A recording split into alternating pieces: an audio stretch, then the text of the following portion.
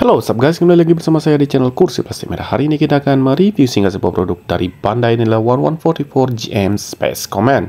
Dilihat dari manual booknya, bisa dibilang ini adalah kit yang cukup lawas dan juga di sini juga sudah dimakan rayap ya, ada beberapa di sini. Nah, kebetulan juga di sini tanpa box ya, mungkin boxnya juga kemakan rayap. Alasan saya beli yang tanpa box karena memang lebih murah dan juga menjadi alasan saya untuk merakit kit ini. Kadang saya kalau merasa kit ini sudah bagus, itu boxnya itu jadi kasihan untuk dirakit ya. Oke, jadi sebelah tampilan manual booknya cukup kecil, dan di sini di runner pertama kita dapat untuk di bagian backpacknya, dan juga ada antena di sana cukup kecil. Nah, kemudian berlanjut ke runner selanjutnya, ada beberapa warna di sini, dan merah, clear, hijau, dan juga putih ya. Abu-abu ding, bukan putih nih.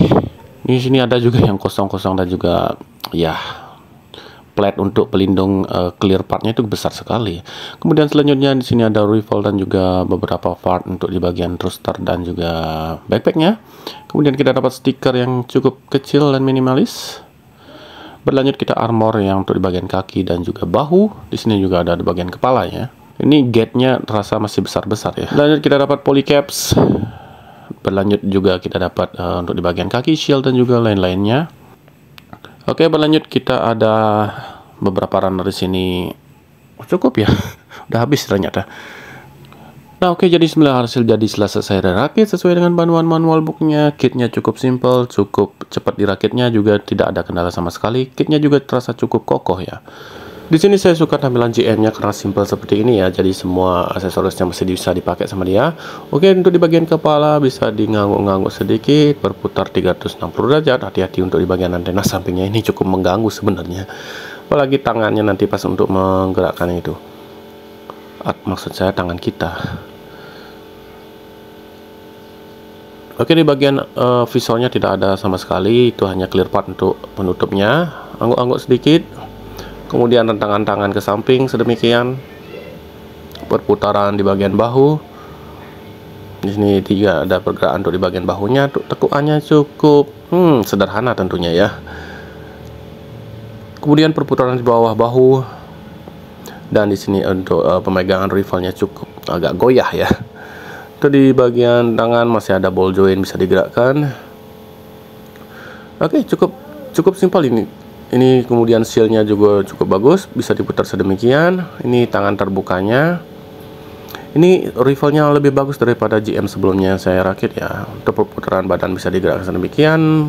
Front skirt bisa digerakkan ke depan, tidak ada bentolan di sana, jadi jangan dipisahkan ya. Terus side skirt masih bisa diputar sedikit dan digerakkan sedikit. Kemudian back skirt-nya mati, dan di sini ada gagang beam saber yang tidak kepakai ya. Karena kita tidak dapat efek beam sabernya. Kemudian untuk di bagian kaki nih, seam line-nya kelihatan banget sih. Oke, tangan kaki ke depan, tangan ke belakang, ke samping ya cukup lah, karena masih pakai ball joint di pangkal pahanya. Untuk tekukan kaki bisa sedemikian. Kemudian di sini armor di bagian betisnya bisa digerakkan sedikit, dan di sini di bagian pangkal kaki juga bisa digerakkan. Ini saya pakai dekal-dekal random kemarin ya, cukup bikin kotor sih sebenarnya. Oke, itu aja untuk di artikulasinya, memang sedikit minim, tapi memang ikonik sih si dia nih. Saya memang mau mengumpulkan GM nanti. Oke, kita dapat extra part di sini untuk bagian seal yang memang nggak kepake. Kemudian tangan yang setengah mengepal untuk gagang beam saber tahapan tinggi penggunaannya. Dan di sini kita dapat tangan yang sudah megang beam saber ya, walaupun tanpa ada warna sama sekali ya, putih polos seperti ini, tapi dia lebih detail daripada tangan yang setengah menggenggam ini. Nah, mari kita bandingkan dengan GM yang sebelumnya saya rakit. Saya lupa nama GM-nya. Tapi masih kelihatan mirip lah mereka ini, cuma rifle-nya aja beda dan juga shield, kepala juga tentunya. Untuk di bagian badan masih terlihat mirip, tapi kita dapat antena yang berbeda ya. Oke, backpack juga beda, dan bagian di sendi di kakinya juga terlihat beda. Tapi ya walaupun dia terlihat lebih lawas yang space-nya, ya memang mungkin pengembangannya seperti itu ya. Tapi saya lebih suka untuk dia memegang rifle-nya yang space tape nih. Oke, itu aja untuk video review dan unboxing-nya. See you in the next video and thanks for watching.